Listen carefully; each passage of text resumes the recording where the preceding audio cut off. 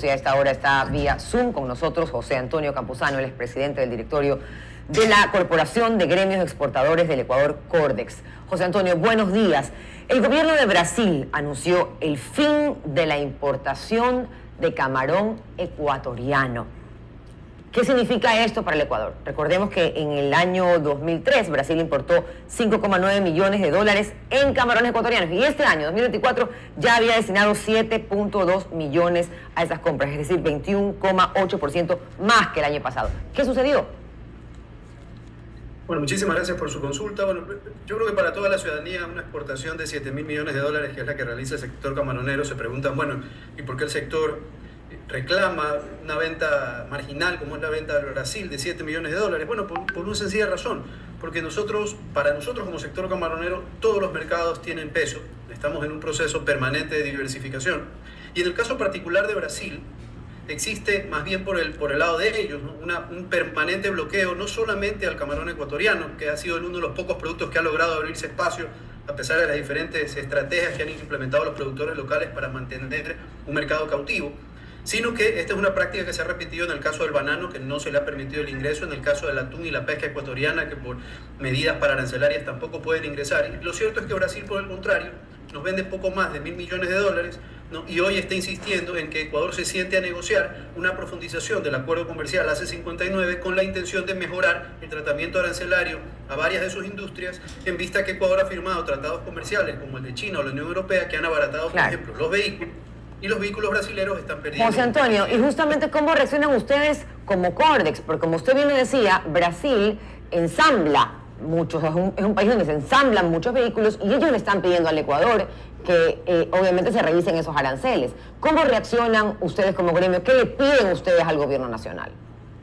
Bueno, desde el inicio que Brasil puso sobre la mesa, junto con Argentina, la necesidad de esta ampliación del acuerdo de complementación, nos sentamos a la mesa como sector privado junto con el gobierno nacional, pero en ese entonces la ministra Sonsoles García indicó que no era de interés realmente del Ecuador profundizar comercio con el Brasil, por la situación que yo le comento, el permanente bloqueo, y que el sector camaronero ya había solicitado que en caso de que esto que se anunciaba se iba a dar, porque este bloqueo empezó, digamos, se anunció a partir de principios de año, los productores locales insistían con mucha fuerza que no se permite ingresar al Ecuador, y nosotros advertimos que si esto se hacía una realidad, el bloqueo, pues íbamos a solicitar que el Ecuador se levante. Entonces, en vista que esto se ha dado, lo primero que hicimos fue ya solicitar al ministro Jaramillo, tanto verbalmente como por escrito, que Ecuador se levante la mesa de la profundización del AC-59. No hace sentido dar beneficios arancelarios a un país que nos bloquea permanentemente.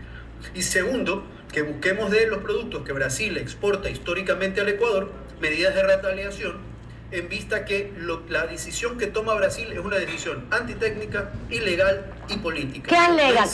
¿Qué alega Brasil? Porque el Ecuador es el país productor de camarón, el número 1 en el mundo. Entonces, ¿qué puede alegar Brasil? Lamentablemente no puede, para ellos, ¿no? Se les acabaron los argumentos. Ellos no pueden alegar nada. Al momento no han notificado al Ecuador formalmente de la medida. Hace menos de unas 3 semanas estuvo de visita una misión técnica brasilera. Nosotros estuvimos como testigos de esa misión y la misión felicitó verbalmente al Ecuador cuando terminó la visita, indicando que estaban sorprendidos de la medida, digamos, del sistema técnico con el cual Ecuador verifica la sanidad y calidad de su camarón. Y tercero, hace tan poco como 6 años atrás, en el 2018, el Brasil ya realizó un análisis de riesgo de importación a camarones del Ecuador y estableció qué productos Ecuador le podía vender que conforme las normas internacionales no le significaban ningún tipo de riesgo. Entonces es una decisión política del gobierno brasilero.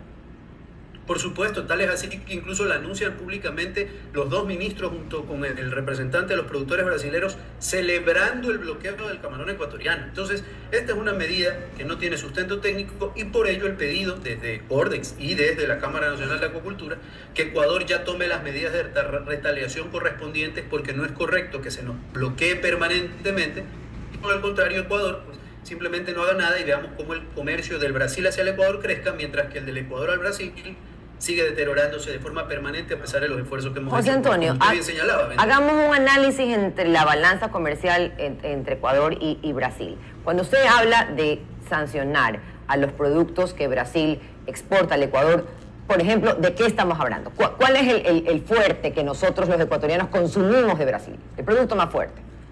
Hay un uno de los rubros más grandes.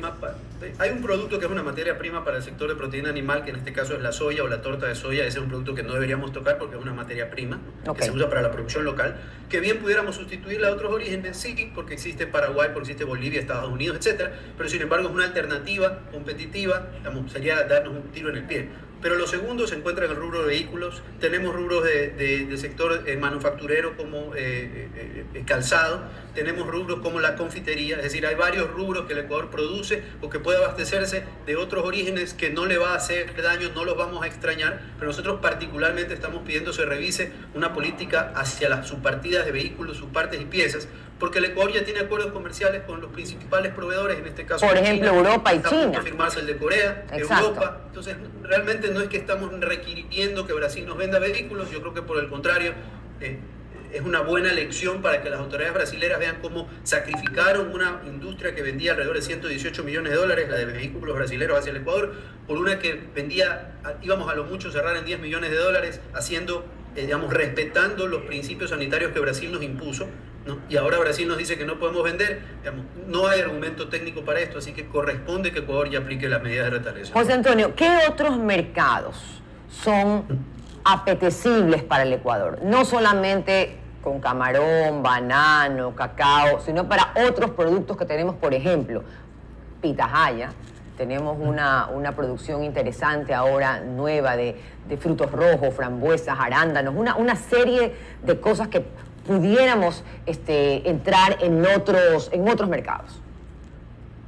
Bueno, y si uno revisa históricamente la evolución de las exportaciones del Ecuador, habíamos mirado demasiado tiempo América, Europa, y si bien es cierto, en ambas regiones hemos profundizado de manera sustancial nuestro comercio, llegó un momento de empezar a ver más allá. El acuerdo comercial con China es una enorme oportunidad, especialmente por cómo fue negociado, dejando por fuera manufacturas de tal manera que no se afecte a la industria local, pero generando enormes oportunidades para especialmente la agroexportación del país en el mercado más grande del mundo. Usted mencionaba pitahaya, y tenemos otros productos, arándanos y otros que pueden crecer sustancialmente una vez que se aprueben los protocolos sanitarios con China, ¿no? China hoy es el principal socio comercial del 95% de los países de América Latina, en agroexportación principalmente, productos como cárnicos o productos, del agro, ¿no? En el caso de Chile, en el caso de Chile inclusive con productos de la acuicultura como el salmón, en el caso del Brasil con productos cárnicos o pollos, en el caso de Uruguay la carne. Entonces hay un enorme potencial y ojalá sepamos aprovechar ese acuerdo,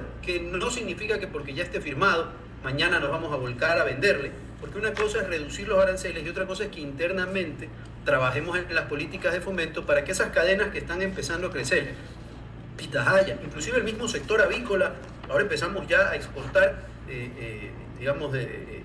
pollo, no digamos entero, pero en ciertas piezas de pollo, claro, piezas. A nivel de región, y Brasil es uno de los más grandes consumidores en el mundo. Entonces, una vez que empecemos a ver a Asia con más detenimiento, el ejemplo del sector camaronero es el más claro.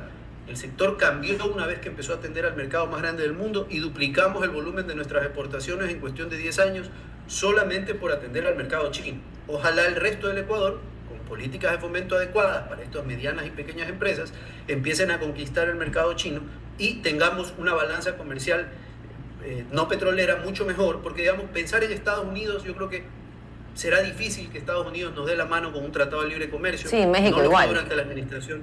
En el caso de México es más o menos lo mismo de Brasil. Si nos han boicoteado el tema del banano y el camarón todo el tiempo.